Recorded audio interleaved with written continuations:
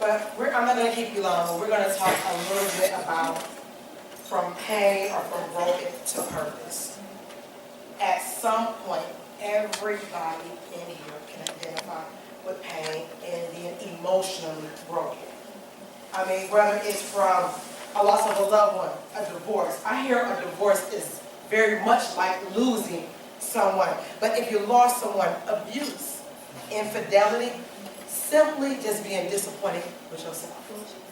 Just disappointed with yourself. Sickness, rejection. Rejection causes some type of pain, some type of brokenness. And those are all emotional states. So I looked up the word pain. Get a definition. What does Webster say about pain? The state of physical, emotional, or mental lack of well-being or physical, emotion, or mental uneasiness that range from mild discomfort or dull distress to acute, often unbearable agony. The word there that really got me is agony. Because you can really be so broken and so emotional and pain, it feels like agony. Anybody ever been there? It just literally feels like agony. And then something happens. It changes you. It changes how you see people. It changes how you see yourself. It changes perceptions. It changes who you allow to be connected with.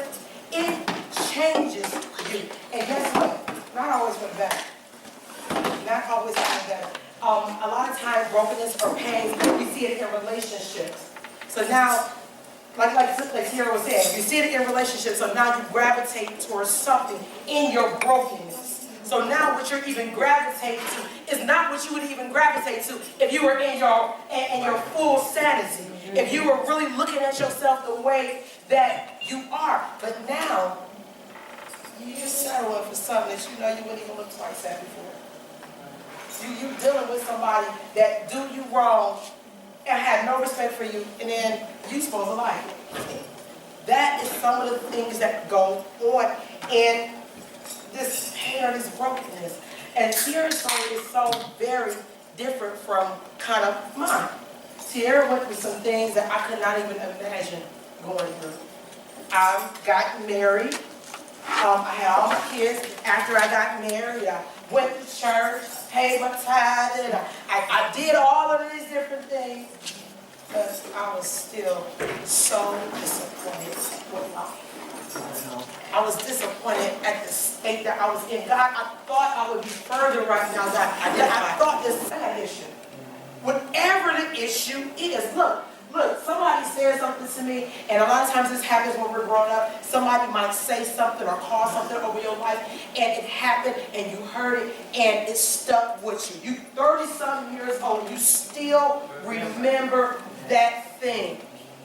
Now I got to deal with this thing. Some way, somehow, you have to deal with it because you cannot move forward in brokenness. See, there is something that all of us are ordained to be. There is something that we're supposed to do. Nobody is on this earth breathing just because God didn't breathe. God don't need nobody to breathe. So there is a reason why you're here. But when you're broken and when you went through pain, it's hard for you to see past that. It's so hard. I looked up something about diamonds. And one thing about diamonds is that diamonds come from the very bottom of the earth. They're in like the dirty places. They don't even look like diamonds. It's like a little lump of coal. As I was reading, they're under the earth, and the heat under the earth is so, yes, it's like 11,000 to 14,000 as far as the heat. So it's under the earth, it's under the dirt, it's under the heat, and then on top of it is rocks and boulders on top of that. Anybody felt like you've been like that before? I mean, you've been like everything was all on you. So what they do is they go get the diamond and it looks like nothing. But now it goes through another stage. It goes through a process. It is a strenuous process because now it's still like a diamond. It got to be cleaned up, then it got to be cut off. It has to be cut and it has to be formed. But guess what? A diamond is one of the most precious jewels that there is. A diamond, once it's cleaned up And once it's been to the diamond people and it's been cut up and it's been polished, a diamond don't break. A diamond does not break. It stays for longevity. It is in there for the, I mean, even if you have a diamond in your ring or something, if the diamond fall out, it don't break. It might need to be remounted, might need to be reshined, but it never breaks.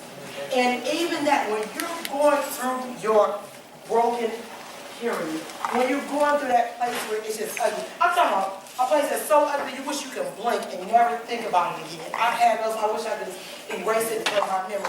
But through brokenness, there is purpose. There is some hope after this. Because I promise you, after I went through all of this, and then I had to identify some things. One, where did this start at? This started somewhere. Where did this start at? Why did I let it get this far? Now I'm going to deal with it. Now, after I'm dealing with it, what do I get out of it?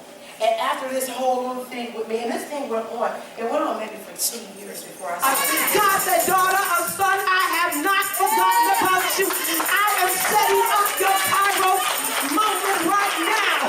Come on, somebody, bless the name of the Lord. Is anybody excited about what God is doing in your life?